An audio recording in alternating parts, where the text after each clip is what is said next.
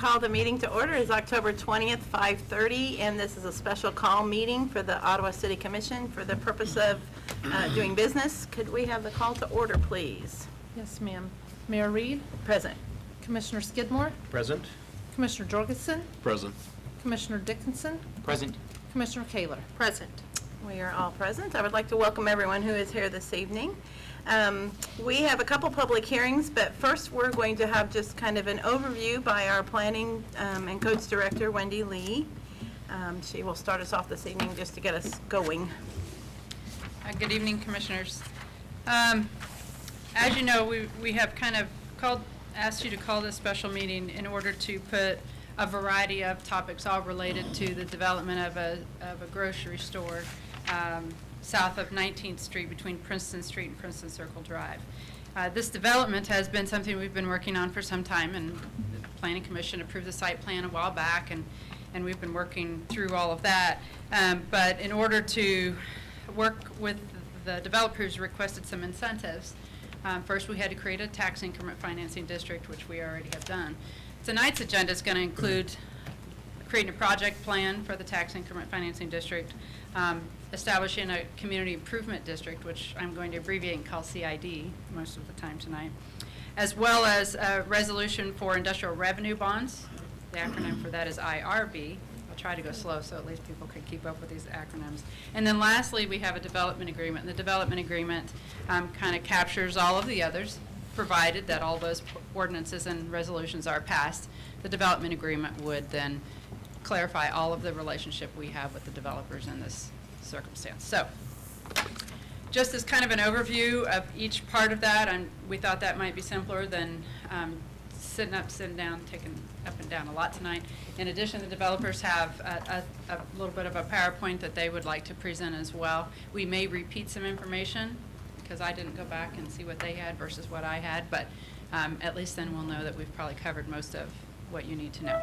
Obviously, during the hearings or at any item, if you need me to clarify something or come back up, or then please let us know. We'd be happy to do that. So the project plan, originally for the tax increment financing district, the district itself was 15.5 acres. The project plan is for 6.7 acres. That's the ground that is inside the enterprise zone that the developer owns. They do own some additional ground. But as we discussed at the study session, the enterprise zone is what gives us the ability to create a TIF district. So the project plan has to be within those boundaries as well. So there's 6.7 acres of that is for the TIF project plan. We did a feasibility study, which is something they make an application, give us a lot of information, and then we have a financial advisor take a look at that and ask some additional questions and do an interview, and then they prepare a feasibility study. And the point of a feasibility study is to see, will the project generate the increment expected or anticipated in order for them to move forward? You wouldn't want to have a situation where they expected to return this, and then when we look at it, it couldn't have happened, and then later they just didn't generate the incentive that they were hoping. I should say that the team on the city side was our bond counsel, Dottie Riley, our financial advisor, Bruce Kimmel, the city manager, Franklin County Economic Development Director, Jeff Seymour, Scott Bird, our finance director, and myself. Other people were involved in other stages, but those are the folks that reviewed these financial pieces. This project plan is in the same district. It's the northern part of that. Okay, and I have a map.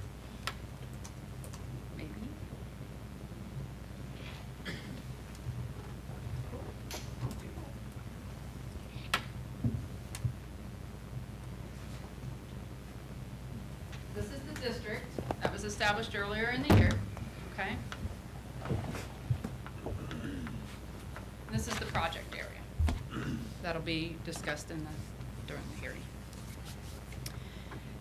It is anticipated with this project that the structure, as we said in our project plan, would be approximately $50,000. As you know, we refine things as we go through. They're anticipating a 54,000 square foot building, but we keep it a little lower in case something changes with that plan. The agreement, the TIF project is based on 50,000 square feet.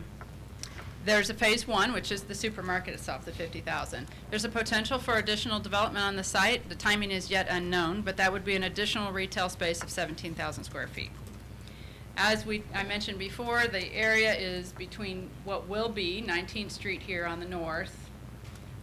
Orchlands is right here, and then between Princeton Circle Drive and Princeton Street, it's kind of as the boundaries. The improvements anticipated, the project improvements are, of course, the buildings. That's what generates the tax dollars. What the increment is to be repaid for, there's a number of things that are eligible, but what we have been targeting thus far is the infrastructure improvements, which is for 19th Street, as well as decel and turn lanes coming off Princeton and Princeton Circle and Princeton Street, okay? Along with utility lines. There's some relocation, as you know. There's demolition that's occurring there with really just a few buildings coming back and the removal of those houses. There's other utilities that will be relocated or changed or removed. That also includes sidewalks, which is really important to us, and even a crossing over to the Prairie Spirit Rail Trail, which has been something that we are looking forward to, getting folks closer to their shopping needs. Street lights, if necessary, sign, there's just those kinds of things along with that infrastructure. In addition, as I said, the demolition, land acquisition is eligible. There's a variety of things that the statutes allow for this project. But the bulk of what we anticipate here is really, what we built the budget around is the infrastructure, and then site improvements or interchangeably could be land acquisition. So there's no displacement. That's part of what you should be aware of. They acquired this ground, and all of those properties are vacant. In fact, they're slated for demolition in the very near future, and they've been vacant for some time as they negotiated with all those property owners months ago. So that's kind of generally what we're looking at for the TIF. For the CID,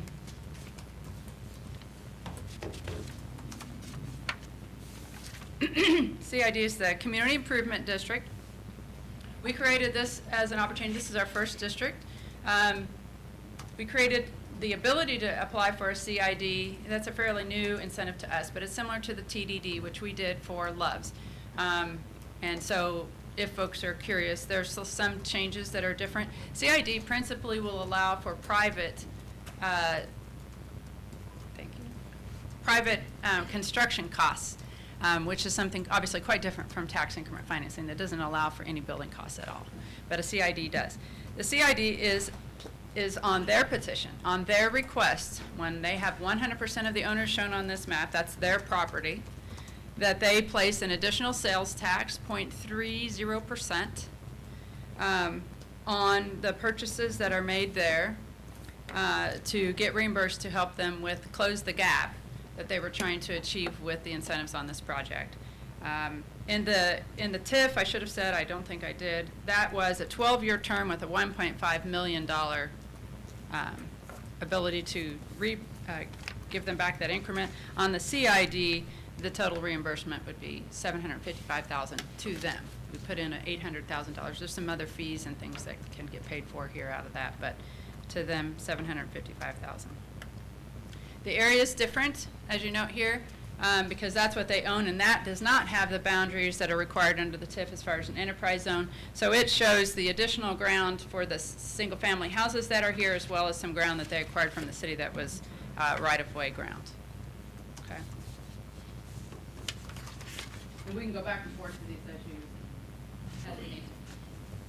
The IRB, Industrial Revenue Bond, that is something that Dottie, our bond counsel, brought to the table as a way to finish closing the gap of the total package that the developers had requested.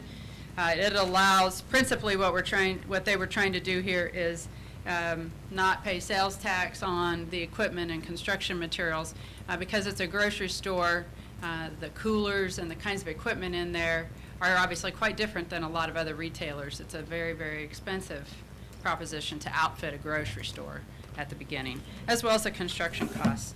And so that was our primary goal with the issuance of an IRB. Again, Dottie Riley, our bond counsel, drafted all of this for us, and it allows them to probably save about $500,000 that they would have spent. And then lastly on the agenda tonight is the development agreement. And the development agreement establishes all of the terms between the city and the developers regarding all of these incentives, as well as what happens if we need to talk about something, who's to be notified if there's an amendment, all of the details that you would have in any project. It's not at all, we have a development agreement on any of the projects we've had with TIFs. This one's just a bit longer. For anybody who's curious, it's about 40 pages long now. And that's because we have both TIF, CID, and the IRB comments and issues in there with the terms and the amounts of funding that we've negotiated for this project. So that's kind of a general overview, and I'll turn it back to you. And so at this time, we'll go ahead and have the developers, you have a presentation you want to make for us this evening? No, we're going to do this part first and then open the public hearing. I'm Steve James with the Hush Blackwell Law Firm. I represent Supermarket Developers, Inc., the developer of the proposed project. With me here today is Mr. Joel Riggs, the Director of Real Estate for Supermarket Developers and Associated Wholesale Grocers. Supermarket Developers is a wholly owned subsidiary of Associated Wholesale Grocers, which is a grocery supplier, a retailer-owned cooperative serving about 1,900 stores. Supermarket Developers is sort of the development arm of that entity and has developed a number of grocery-anchored retail centers sort of around the Midwest. So we're really excited to be here today. We thank you for the opportunity to come, and thank you for setting this special meeting.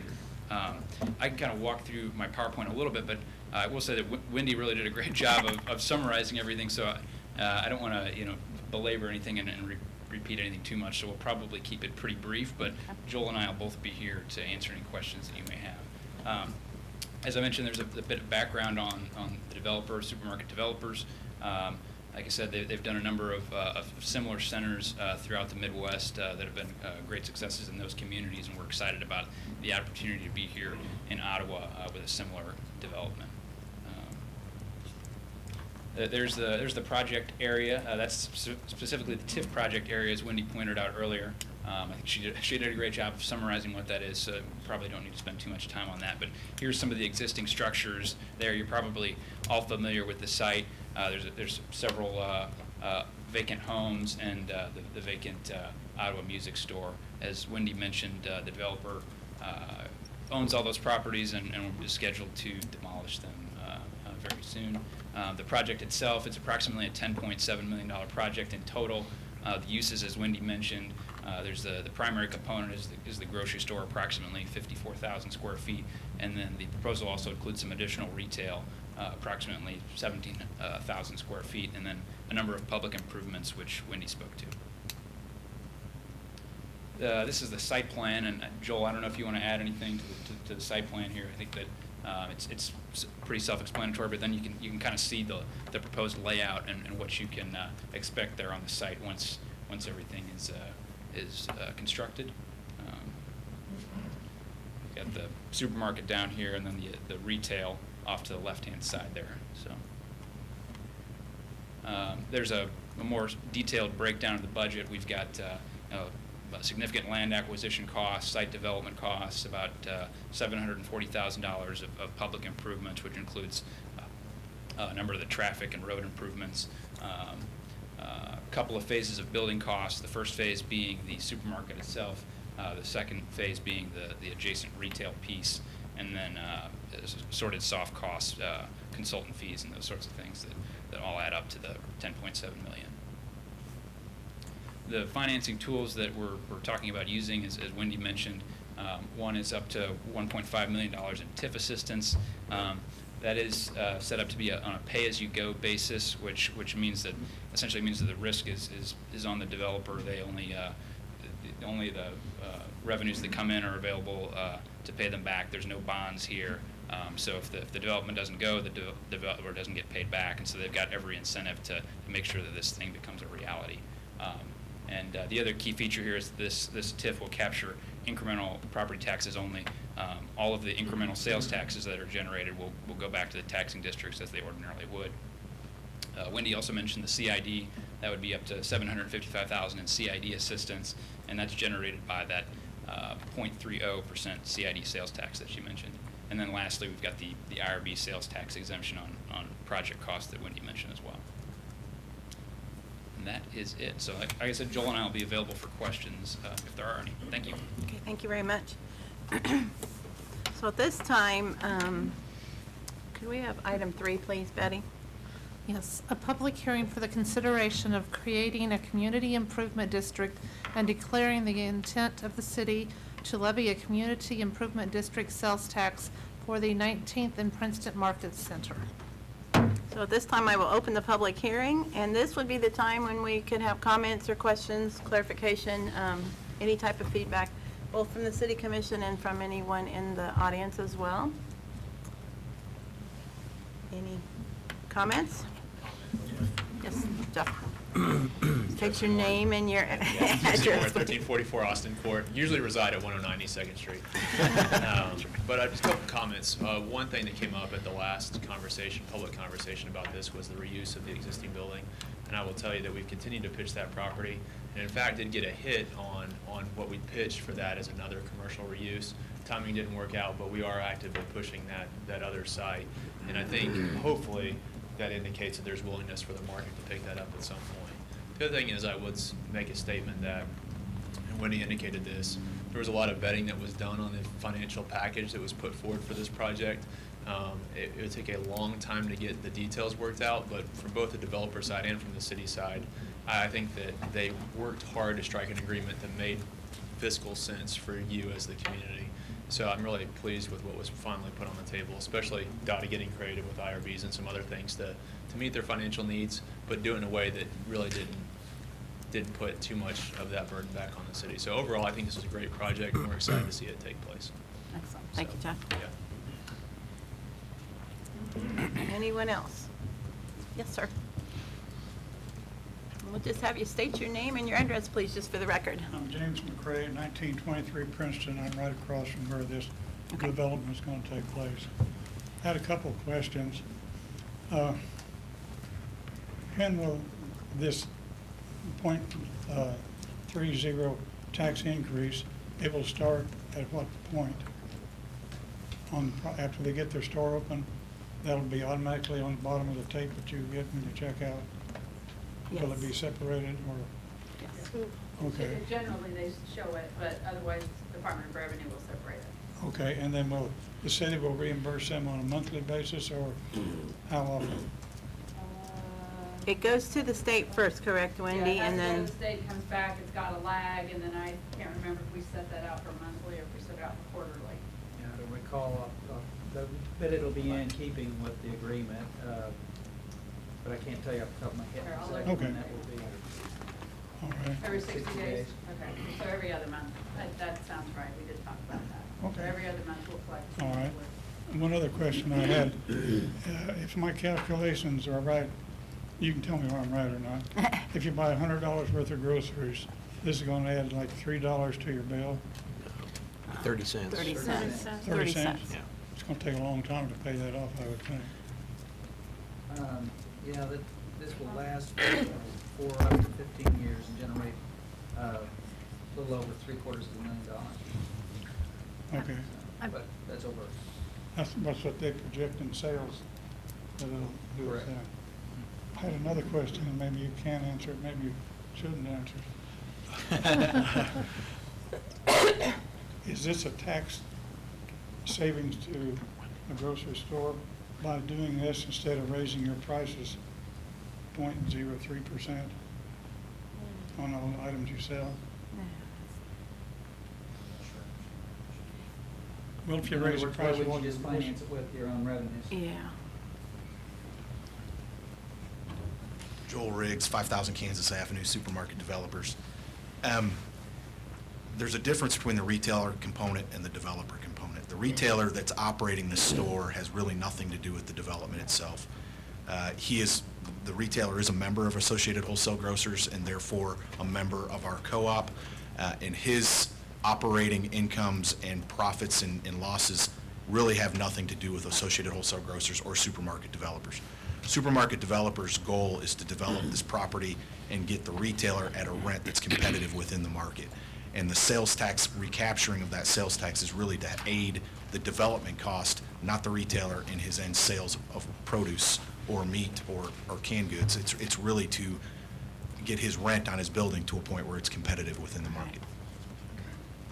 Thank you. You answered my question. One other thing, is 19th Street going to be paid for by the city, the new portion, or by the developer? The developer will install it, and then ultimately, the tax increment that they generate over those years that we just said, that will go back to repay them, but they will install it and build it and will accept it. Thank you. Excellent questions, thank you. Anything else?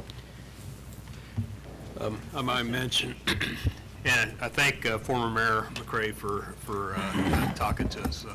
And like I've told Mayor Ramsey that once a mayor, always a mayor, so we'll keep calling you mayor. I just wanted to comment that the three tools that we're using for this, on the city side for this development are really three tools that we have in our toolbox for attracting such developments. And many of us, or I guess we all remember 25 years ago, we had 5 grocery stores in this town. And now we have one grocery store and a department store that sells groceries. And this is really a step in the direction of getting the quality of retail facilities up to the par of what a city of our size really should have. It's been for years that Ottawa has had a smaller grocery store than Garnett has had, and in terms of square footage. And this is a major improvement to our retail inventory in town, and it's just I congratulate the city staff for putting together the package that we're acting on today, and also economic development folks, because this is really what their function is. Very well said. And it draws from more than just the city of Ottawa as well. It draws from all around surrounding areas, so. Anything else in this particular public hearing? I think that Commissioner Jorgensen did state it very well. I do think that there needs to be a compliment that is thrown out to the city staff and those partners that worked with Wendy's department and other really important departments. I know that I have had individuals that have come to me and said, when are we doing this? When's it starting? It's not that easy. And I know that you guys have spent countless hours working this through and making sure this is a very clean document and a clean presentation that you could bring to us that we can therefore take to the taxpayers. So thank you for working tirelessly to make this happen. Any other comments? I think tied to that as well, I applaud city staff for some of the public improvements that we've really pushed for, that I think for those residents that do live in the area will see better accessibility and public transportation type of things that don't always revolve around an automobile. So those sidewalks, those ways to get to the trail, and those kind of improvements that will help that area become more useful to those who choose to kind of use healthy transportation to get around. So I applaud staff for that as well. One more chance for public comments.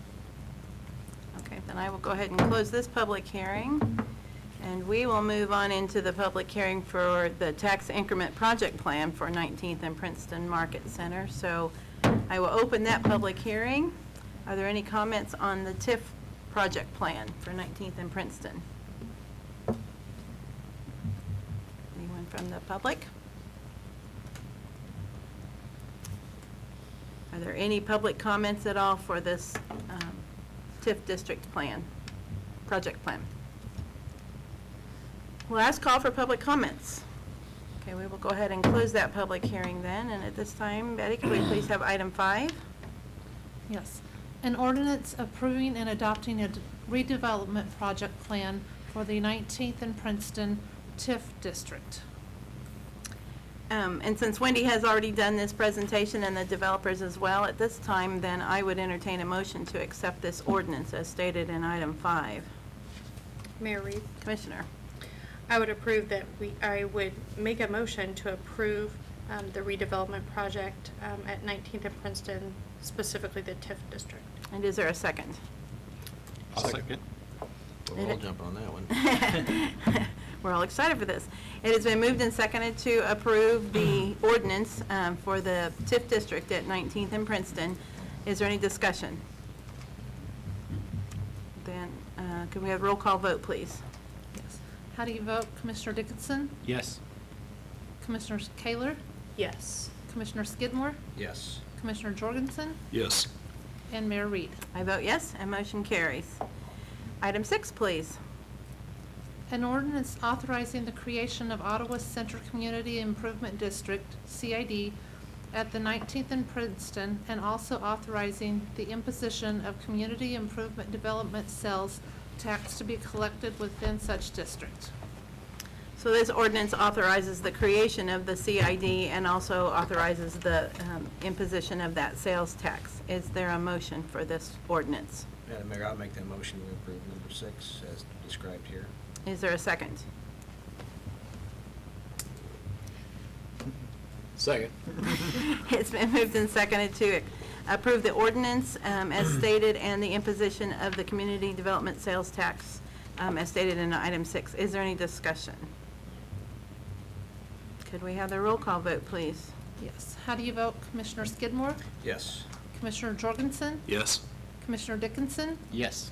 Commissioner Kaler? Yes. And Mayor Reed. I vote yes, motion passes. The ordinance is approved. Item 7. Resolution for issuance of industrial revenue bonds for the 19th and Princeton Market Center project. Do I hear a motion for this resolution? Madam Mayor, Commissioner, I move to adopt the resolution as described in item 7. and is there a second? I'll second that. It has been moved and seconded to approve the resolution for the issuance of industrial revenue bonds for 19th and Princeton Market Center project. Is there any discussion? Hearing none, could we have the vote, please? Yes. How do you vote? Commissioner Jorgensen? Yes. Commissioner Dickinson? Yes. Commissioner Kaler? Yes.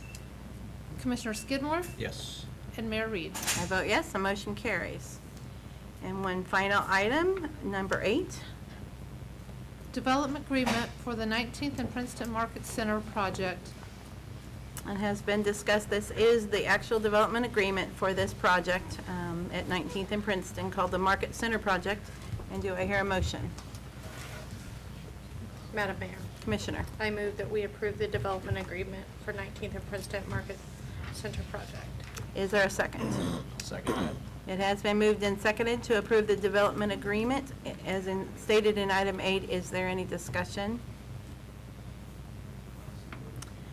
Hearing no discussion, can we have the roll call vote, please? Yes, ma'am. How do you vote? Commissioner Dickinson? Yes. Commissioner Kaler? Yes. Commissioner Skidmore? Yes. Commissioner Jorgensen? Yes. And Mayor Reed. I vote yes. That motion passes as well. And I just want to say, I guess that's why I was trying to think of my words. I'm very excited about this, as we all are. I think we've all stated that. So thank you so much for this, and we look forward to moving forward with this. And so at this point, then, I would just entertain a motion to adjourn. So moved. Is there a second? Second. All in favor, say aye. Aye. We are adjourned.